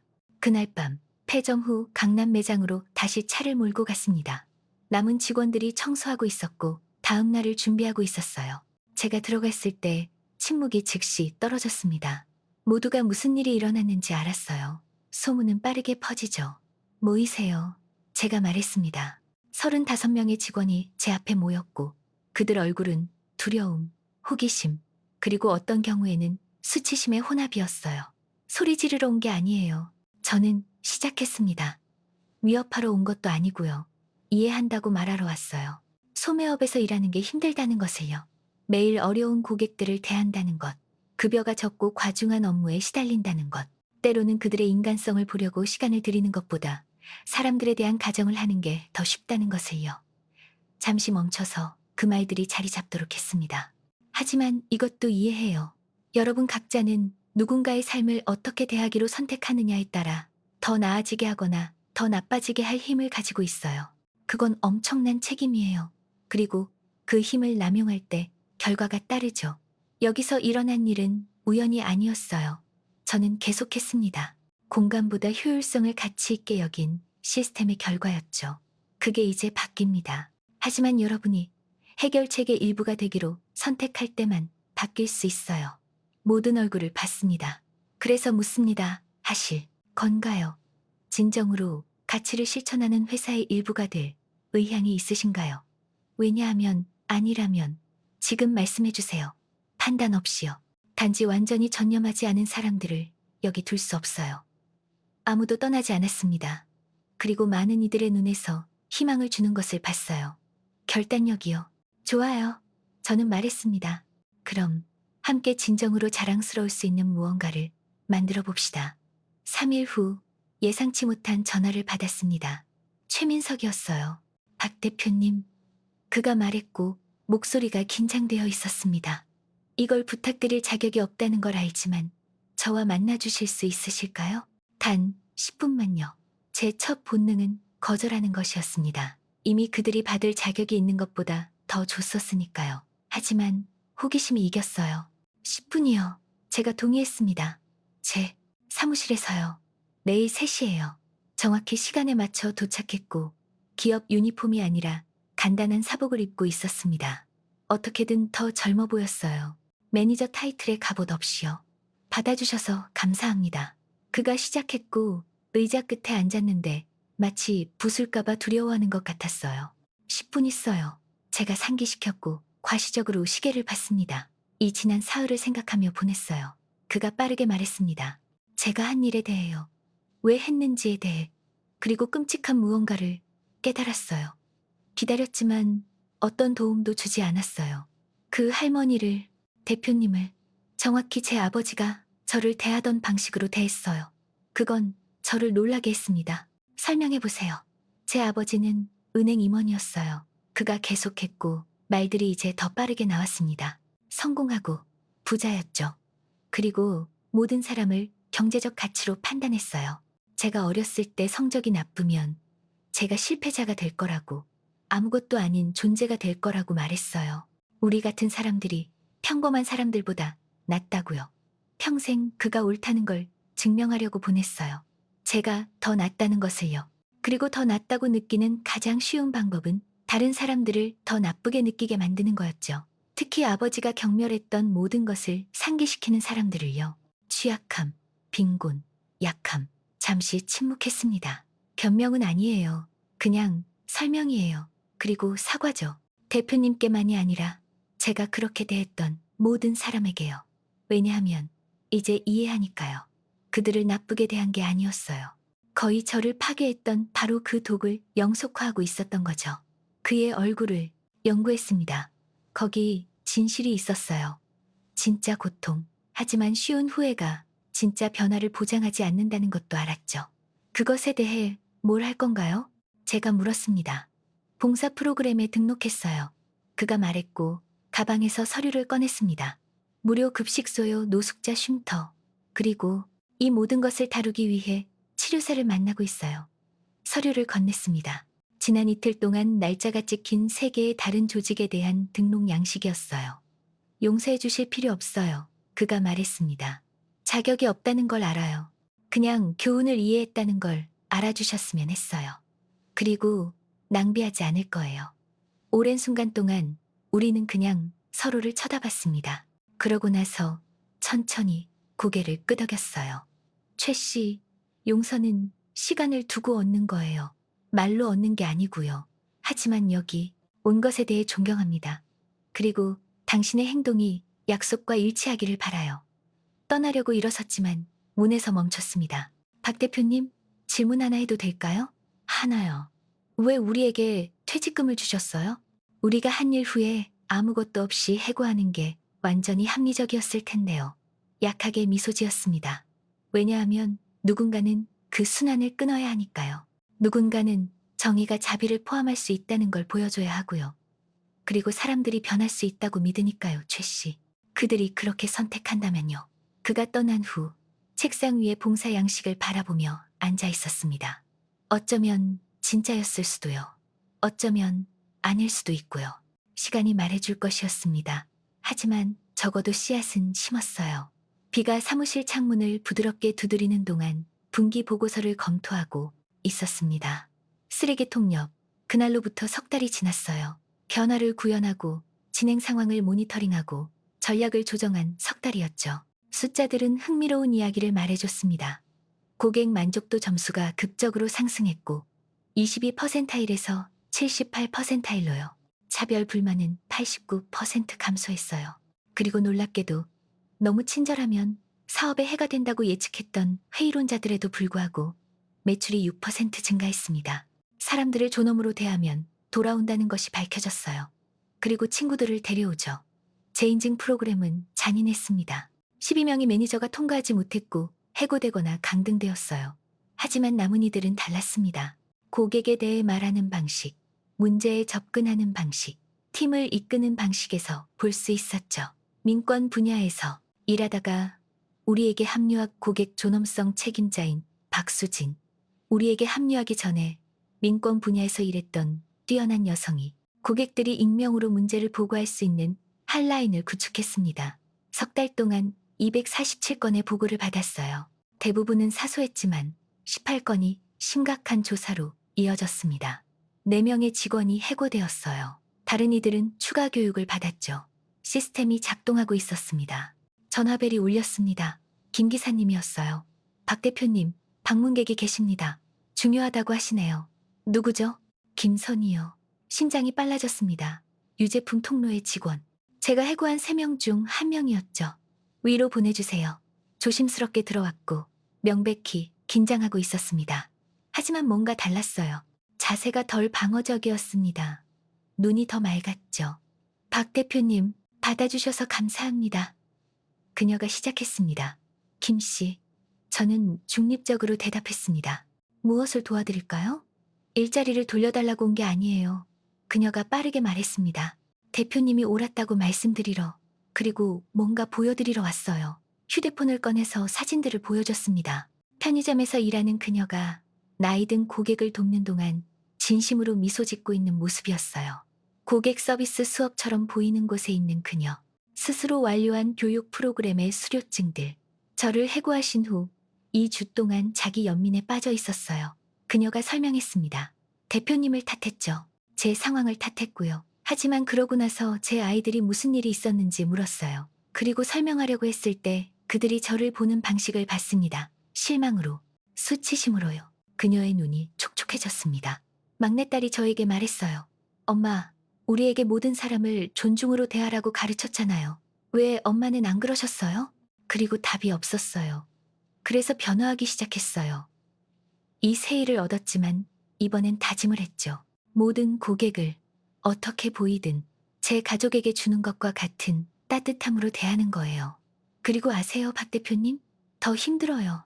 더 많은 에너지가 필요하죠. 하지만 더 보람있기도 해요. 손으로 쓴 편지를 건넸습니다. 이건 편의점 제 매니저가 쓴 거예요.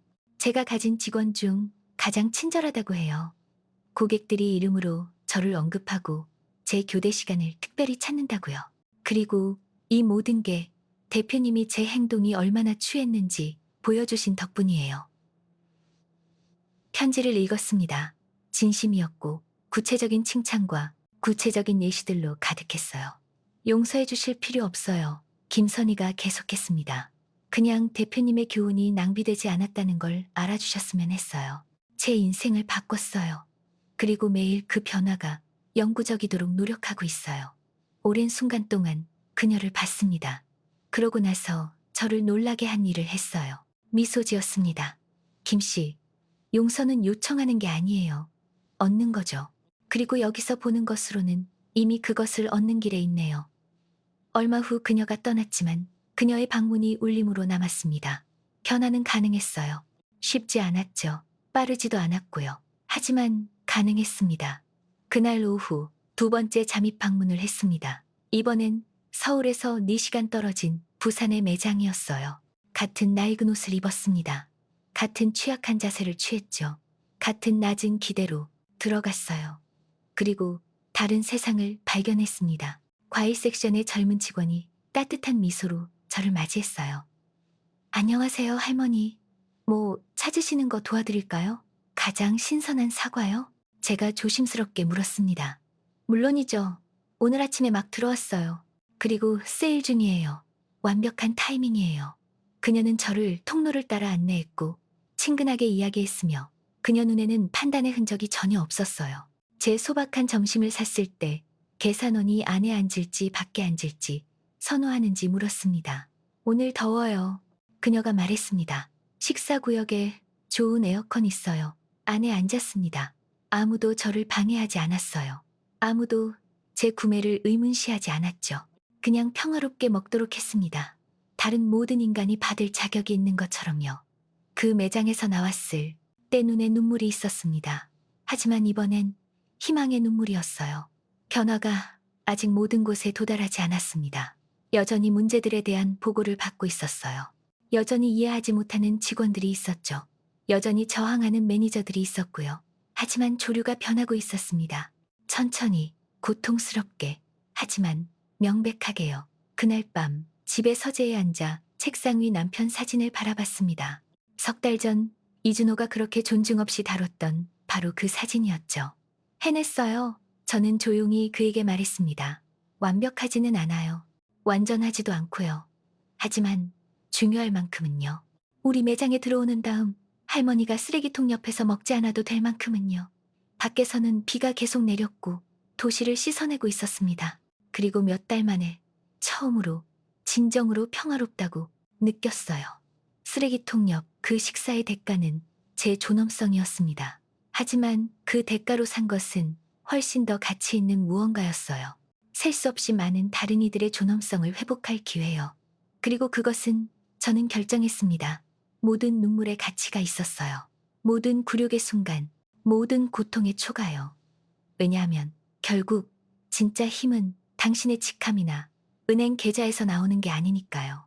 당신이 가진 것을 사용해서 당신이 발견한 것보다 세상을 조금 더 낫게 만들기로 선택하는 방식에서 나오는 거죠. 그리고 저는 제 힘을 사용해서 모두에게 단순하지만 심오한 무언가를 상기시켰습니다. 모든 사람이 어떻게 보이든 얼마나 돈이 있든 기본적인 존엄성으로 대우받을 자격이 있다는 것을요. 가장 고통스러운 방식으로 배운 그 교훈이 제 유산이었습니다. 그리고 절대 잊히지 않도록 할 것이었어요.